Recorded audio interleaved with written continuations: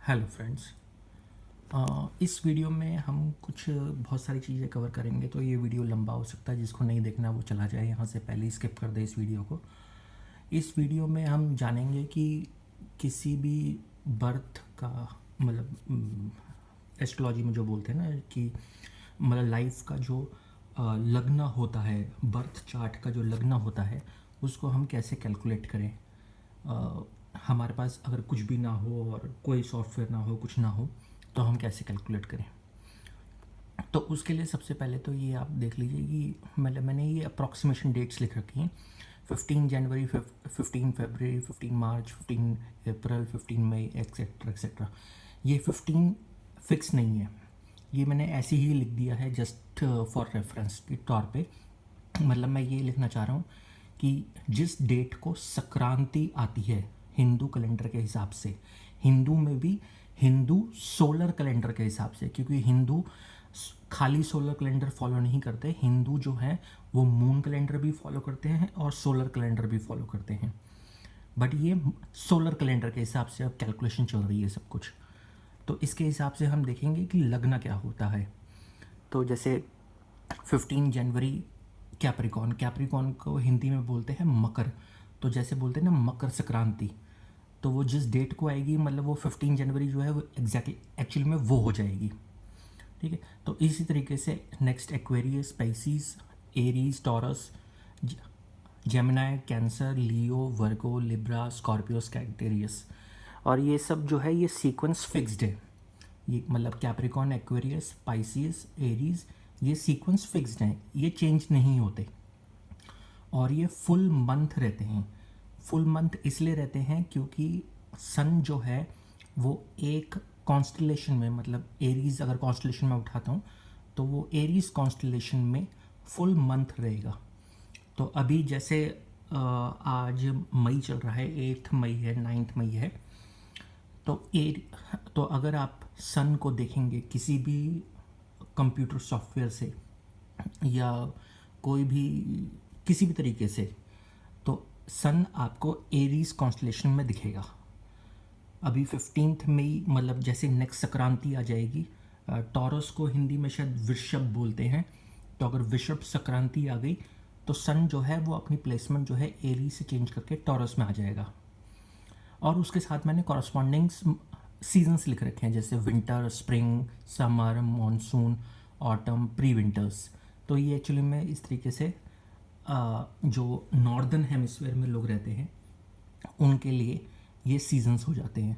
हाँ, जो सर्दन में रहते हैं सर्दन के लिए ऑब्वियसली थ्योरी रिवर्स हो जाती है, सीजन्स ओनली, साइंस रिवर्स नहीं होते, ये थ्योरी सीजन्स रिवर्स हो जाते हैं। अब क्योंकि सोलर कैलेंडर के बारे में बात कर रहे हैं तो इक्विनॉक्स और सोल्स्टिस कवर करना ज़रूरी है। तो वेरी वेरी सिंपल लैंग्वेज में इक्विनॉक्स होता है 12 hours day, 12 hours night, simple.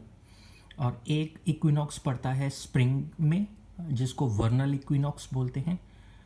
और सन जो होता है इक्विनॉक्स में डायरेक्टली अबव द इक्वेटर होता है, मैंने नीचे भी लिख रखा है, सन जो है डायरेक्टली अबव द इक्वेटर होता है। और vernal equinox means sun moves in the northern hemisphere, sun जो है नॉर्दर्न हेमिस्फेयर में एंटर कर जाता है। और जो दूसरा इक्विनॉक्स होता है वो सितंबर के आसपास आता है, उसको ऑटमन सन इक्विनॉक्स भी बोलते हैं। उसमें सन जो है मूव कर जाता है सदर्न हेमिस्फेयर में।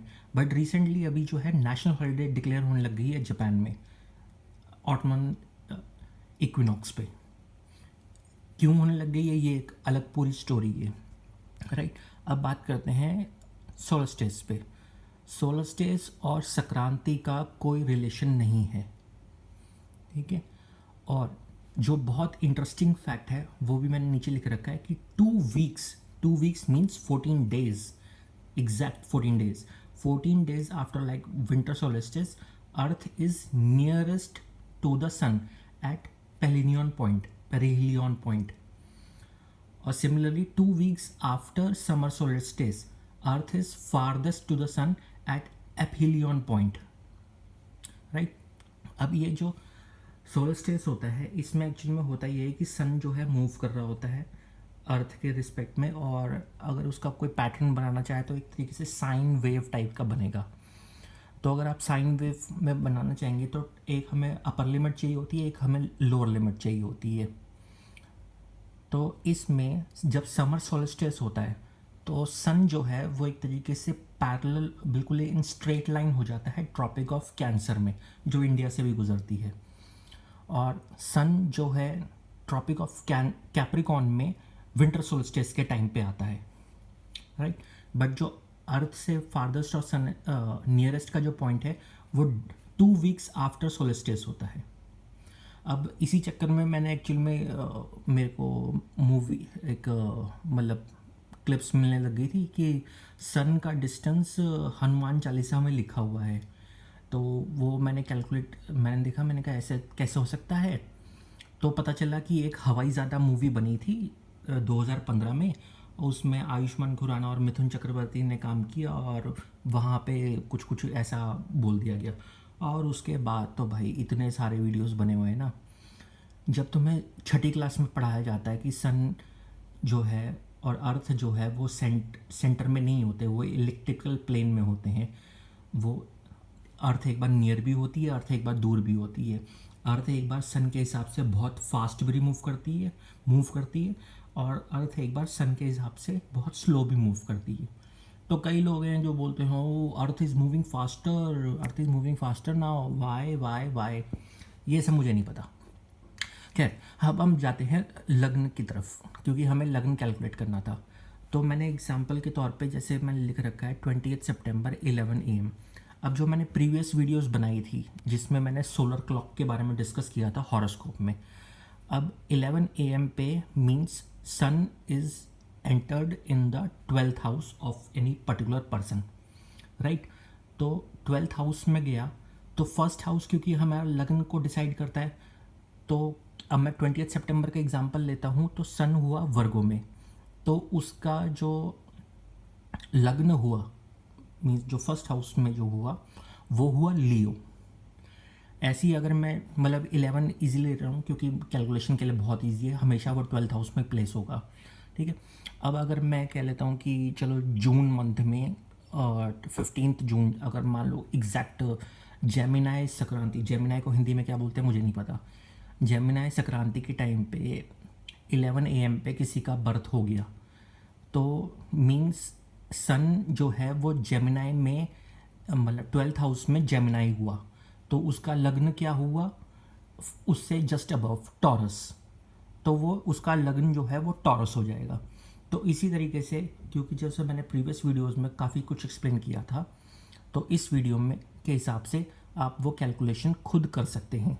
मतलब आपको अगर बर्थ टाइम पता है, बर्थ डेट पता है, तो सिर्फ आप ये देख लीजिए कि ये मतलब Capricorn Aries Pisces, Capricorn Aquarius Pisces Aries taurus Gemini, ये सीक्वेंस चलेगा फुल मंथ के लिए हॉरोस्कोप में।